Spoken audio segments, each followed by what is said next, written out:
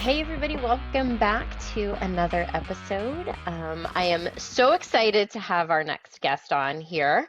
I've known him for several years. We've crossed paths at several different companies, so I'm hoping he can shed some light to all of you that are out there looking and doing some applying and what those recruiters are looking for. So Chance, if you'd go ahead and introduce yourself. Hi, everybody. I'm Chance Turner. I've been in the industry now for, I guess it's almost, 12, 13 years. Spent about 8 years with Whitlock. I'm sure many of you have heard of that company. About a year and a half over at AVI SPL, and now I've been at AVI Systems for a little over 3 years now. Very nice. So you've worked with all of the large big dogs that have been in the industry. And most of them, yeah. Yeah. So your role with AVI Systems is So I'm the director of recruiting. okay. And is this a role that you've had at most of the organizations, so Whitlock and AVI? Yeah, well, at least for the last 5 years or so at Okay. Whitlock. AVI SPL, same role, and then same role here. Awesome. When we hear for those that are looking for a job, right, where we see the recruiter title, I'm sure that when people are looking, they are tracking you down on LinkedIn and trying to figure out who you are and what you do and some bypass some of that process. But from the recruiter standpoint, what is your day to day? What do you do when you get up in the morning and it's time to come to work? What's your day look like? It's really all geared around our talent strategy. So a lot of what we do is proactive recruiting. We're also responsible for our job posting advertisements. That includes social media, anything that goes out to the job boards. Of course, we manage everything from an internal perspective. So we're working with managers. We're trying to understand, what their hiring needs are, what our strategy is going to be around filling those hiring needs immediate. And we also try to, look 3 to 6 months down the line. I have, typically we have a team, so we have 2 other people here, and we kind of divvy it out.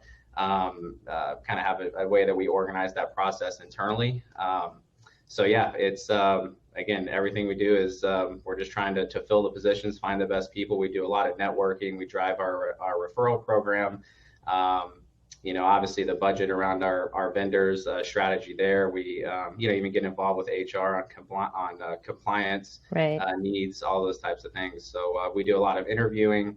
We create resources for our managers to utilize when they interview, understanding our process, how we extend offers. So pretty much anything you can imagine that's involved in the entire hiring process, we're involved in that. Awesome. So there's a lot more than just submitting the resume and hoping for that phone screen interview for those that are looking Yeah, in at this it. industry, that would not be a good strategy. It's great when it happens, though. Right, it does. So, there's always a process, right? There's in any job, you have to fill out, you have your resume, you look at the job posting, we see how much of that job posting we can check as somebody that's looking for the job. But one of the things I feel about the AV industry is we're more than words and what we are on a piece of paper. How does somebody fill out their resume and submit their resume when AV is visual or AV encompasses, being able to talk to people and all of those things? So what are you as the recruiter looking for on that resume for the person to get? Let's just say that there wasn't any networking involved, right? There's no referral, there's no network, there's not, and we're looking at it. You have your job description and you have the person's resume. What are you looking for that says, I'm going to take this and get this person to at least a phone screening? Or does everybody go through a phone screening? No, everybody definitely doesn't go through a phone screening. We get a lot of applications that either outside the industry or just don't align for that specific position. So we're obviously just trying to align what's in that resume to what's in the posting or what we know that we're looking for. And that's where it's really important to put together the right type of posted copy to make sure that we're getting the right applicants as well. But in a resume, I think some advice for anybody putting a resume together would be make it as clear and concise as possible.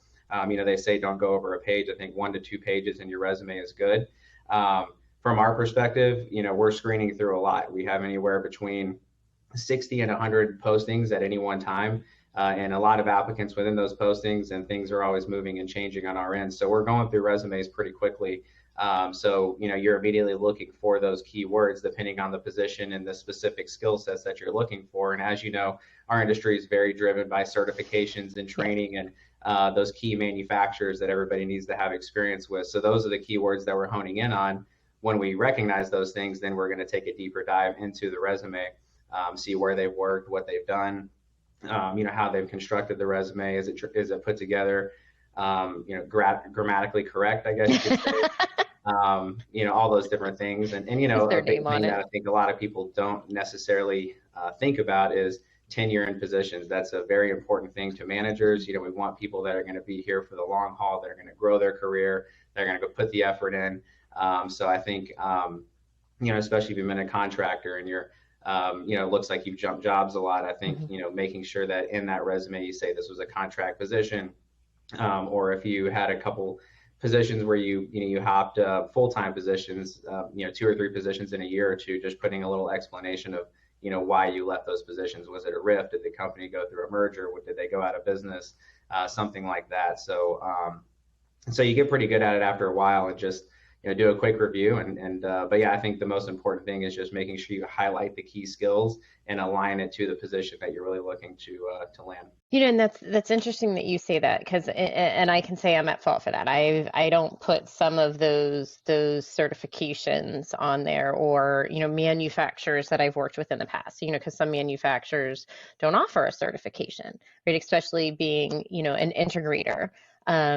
In either hiring an engineer or a salesperson, you want them to understand, manufacturers that are out there.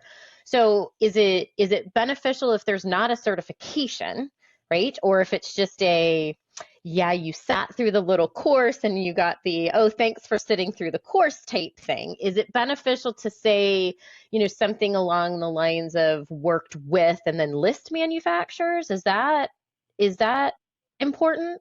Putting those things at the top of the resume, so you can put it at the bottom, but obviously it's not as viewable when somebody's reviewing it quickly. So yeah, I would say if you don't have the certification, don't say you have the certification. Don't put Crestron 101, Crestron 201, whatever it is, if you don't have those certifications. Right. But you could say, I have expertise in Crestron programming. I understand Extron. I understand, you can list out your experience that way, or even put in there that you've been through the training. So at least that they have some experience there. They put some effort into building their skill sets. And if they don't have the training, then that's something we can talk through in the interview. And something that we put a lot of focus on here at AVI Systems is making sure people have that training and certification, that we support that career path. Well, yeah, because if you look at, at one point in my career, I worked for a manufacturer. So, going from, potentially from a manufacturer to an integrator, you work and focus on one manufacturer, whatever those products are. You may know of the others, right? But you don't get the opportunity to do those trainings. So that's awesome that you guys will send people through some of those trainings if they haven't had them, and be able to do that. That's great. So from a sales position aspect, like this is one of my questions, and this is something I'm trying to really understand from people, is in today's world, it's so different, right? So many of us have fallen into AV. There's right now no full-blown career path. There are some universities that are starting to launch those. So, several years from now, it'll be a little bit different. But how important is it that someone has a bachelor's degree? Because I see it on every resume, and there's people might not have the ability to go to college or pay for college, but they've got some type of sales training. You hear people say, oh, if you're going to be in AV sales, do hospitality, either work at a restaurant, work in a retail store, because then you're learning how to work with customers. But how important is it, say, for sales, to have that degree? I mean, I think in any position, having the degree, just like having a certification, can be a plus, but it's definitely not the end all be all. And, for me, I think if somebody has 20 years of experience, they have proven track record of success, but they don't have that bachelor's degree, it's not going to be, as important.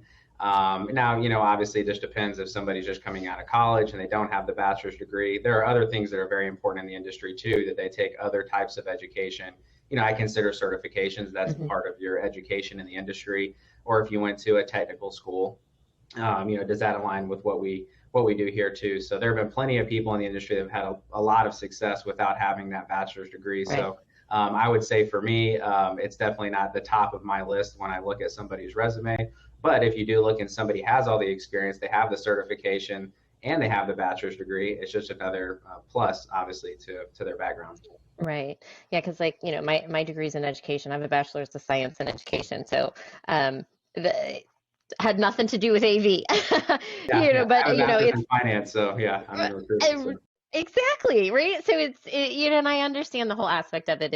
It's you're driven. It's you set your mind to something. It's being able to potentially work under pressure because you have to take tests and all of the things. So I completely understand that. But I just think with everything that's going on in the world today, and the way social media is, and COVID taking the youth and having them become, YouTube stars or TikTok stars, like they're learning how to do certain things I don't even know how to do. My kid knows how to do it, right? And so he's better at some things than I am. So that's just kind of one of those things where it's how important is it. So for everybody that's listening, don't, if you see the bachelor's degree and you don't have it, don't step away from it. Go for it. See if you have all of the other skills.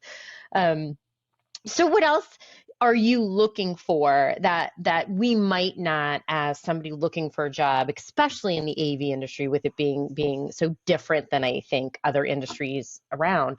What else are you looking for? Like, what is something that you're looking for, but you don't see all the time, that you feel people aren't taking into consideration when they're submitting that resume?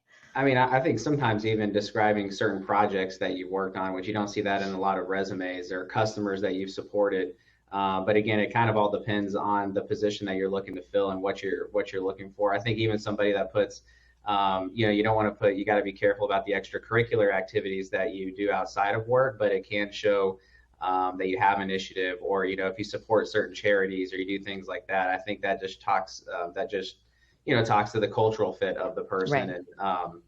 and that type of thing. So yeah, I mean, again, I would say it just really depends on what we're looking to fill, where we're looking to fill it, that type of thing as far as what we're really looking for. But I think somebody too that takes a proactive effort in finding their job, where you can go through LinkedIn and they have all these positions listed and you can do a one-click apply, which if you're not that interested in a position, but you think, hey, maybe I'll interview for it, I think that's fine. But if it's a position you really want, I would highly recommend to do that. Plus, go to that career page, formally apply for the position, figure out who the recruiter is, send them a message, describe why you applied for the position, what makes you a good fit for it, maybe even send your resume back over to the recruiter. And as we know, this is a very close-knit industry. Yes. A lot of people know each other, so find Yes. someone within that organization that that you have a relationship with, that will give you a good reference, and reach out to them and see if they can get you in front of the right people.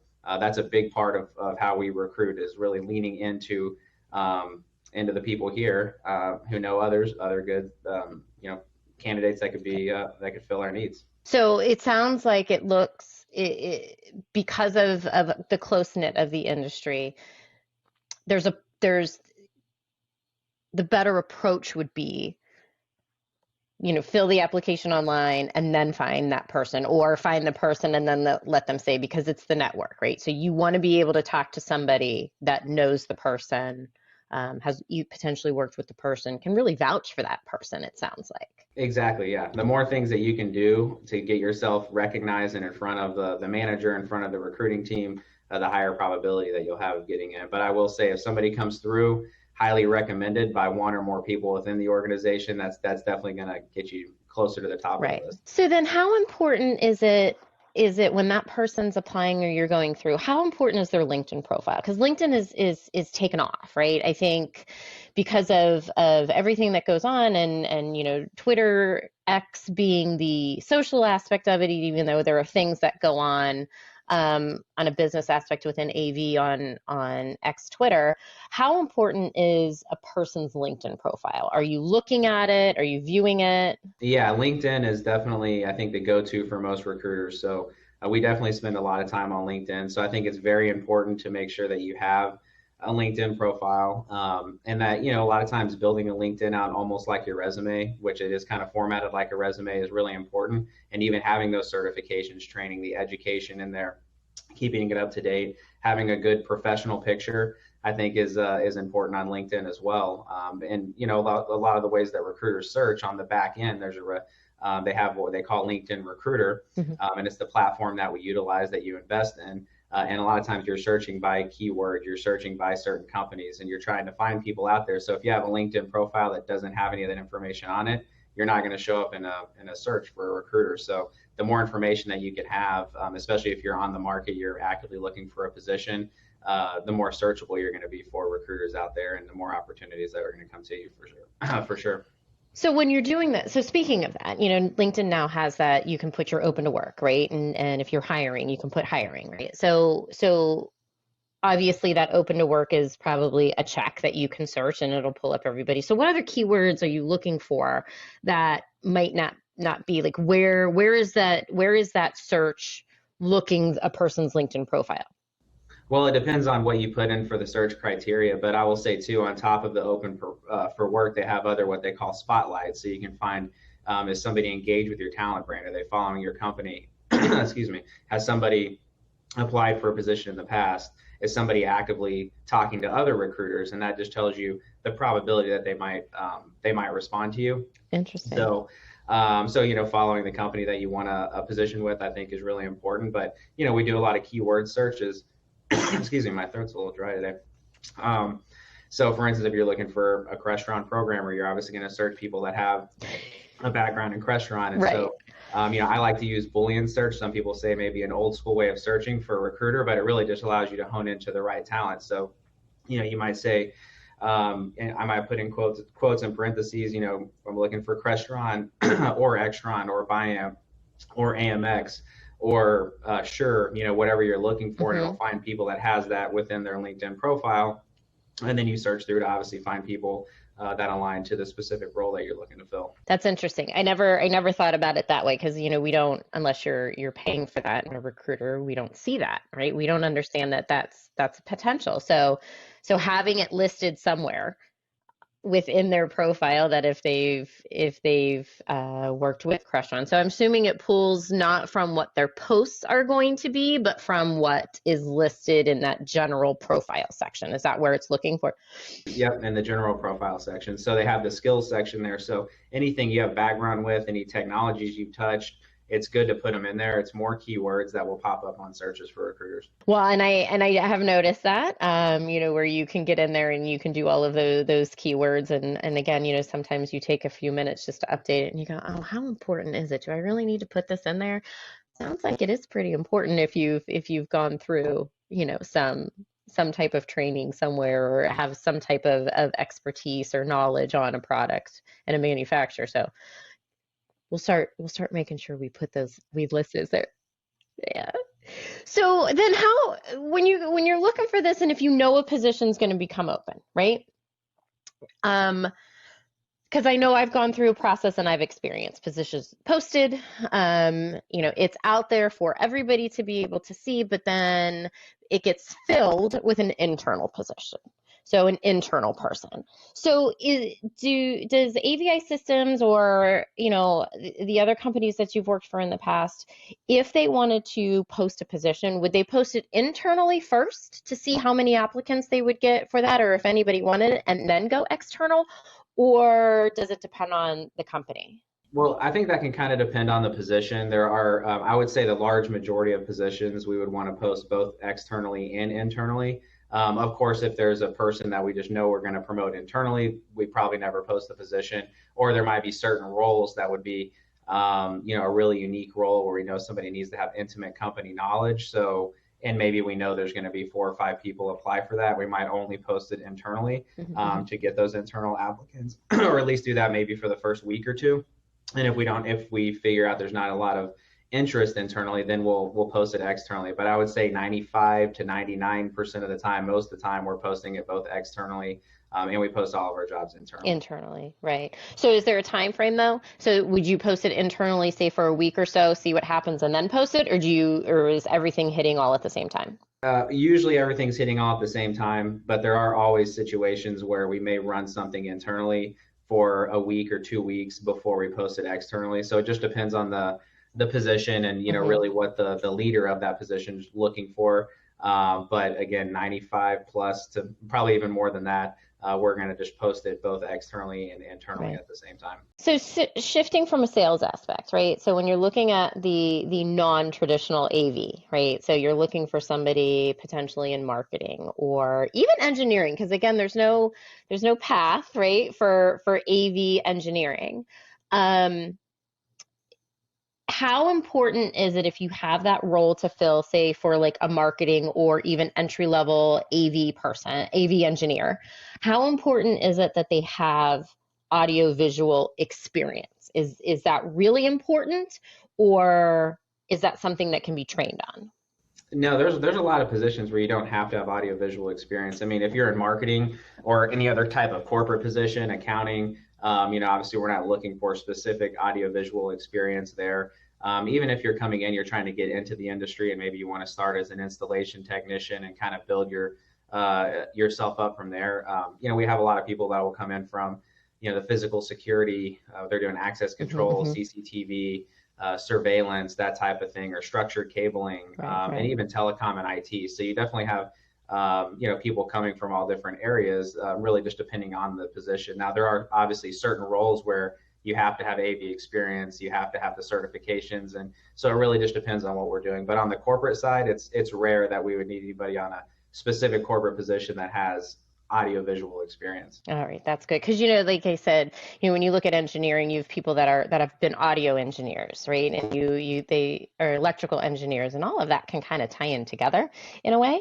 The AV is We do always have people, something we're we've hired learning. people from those industries, electrical engineers or audio engineers that can really make that transition. And having a background in audio, I think, is always a plus. And people Right. say it's a lot harder to learn audio than it is video. So Yeah, it is. Yeah, at one time I knew it fairly well, not so much anymore. It's one of those things. It's not as easy to pick up like riding a bike, I will say that.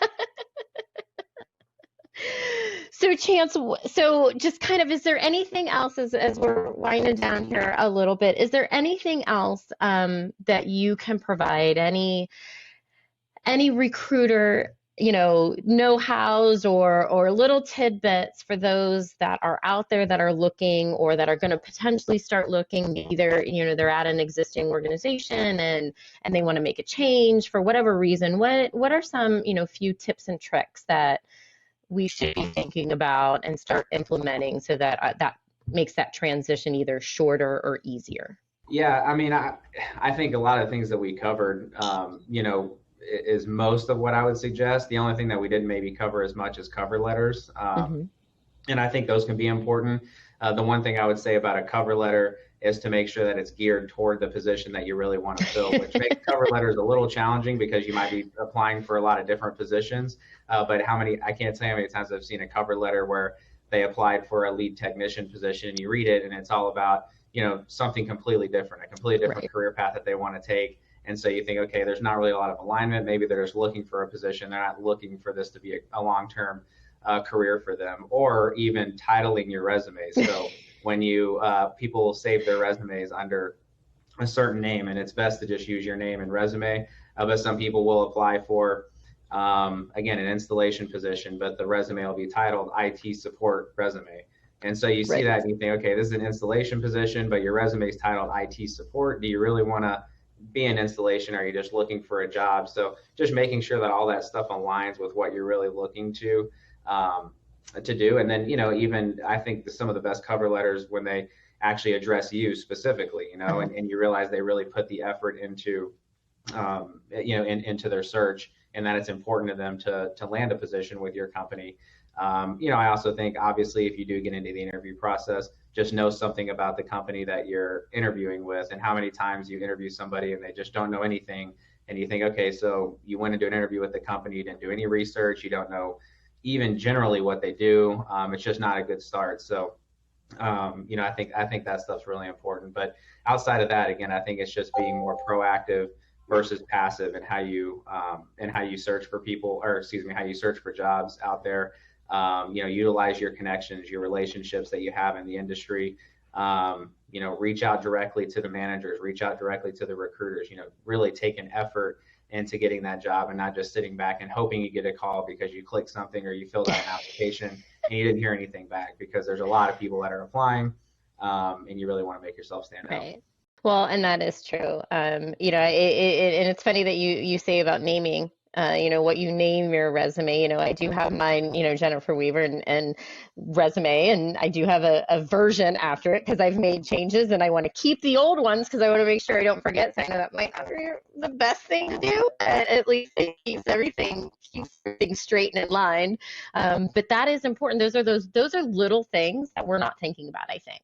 And I do agree. I think the cover letter, make sure you are sending the right cover letter in for the right position. Yeah. And I would say make sure when you save your resume that you're actually saving your resume, because what actually happens more than you would think is you open up a resume and it's somebody's social security card, or it's their phone bill, or it's a letter that they wrote somebody else, and it gets a little bit awkward. But sometimes I've actually reached out to people to let them know, you might not want to send this resume out anymore because it has your social security number. Social security number on it. Oh yeah, that would not be good. I mean, I know I've ran into cases where it hasn't come through for whatever reason, right? You upload it and nothing comes through and you've gotten out. But that's thank goodness, knock on wood for me. It's only been that. I haven't had anybody tell me they're getting the phone bill that I need to pay. So Chance, as AVI Systems being a very large, well-known, at least I feel, in the industry, where can people, if they are interested in seeing what you have open, where can they go to your career site, or do you have a career site? And then how can they get in touch with you? Yeah, absolutely. Go to avisystems.com. It's simple. Our career, the link to our career page is right in there.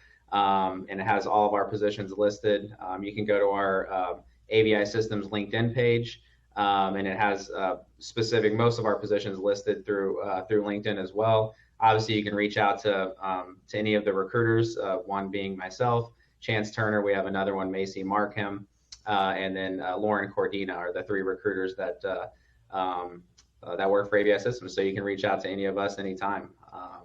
And then obviously we're out there on job boards too. You can find it on Indeed. You can find us on Career Builder.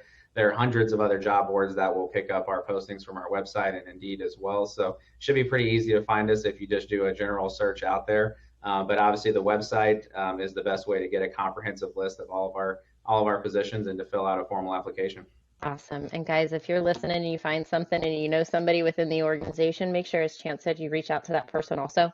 The more people and advocates you have within the organization, sounds like it's going to help you land that career path with AVI Systems. All right, guys, thanks for joining. And remember, we are all more than words on a resume. The network for the AV industry.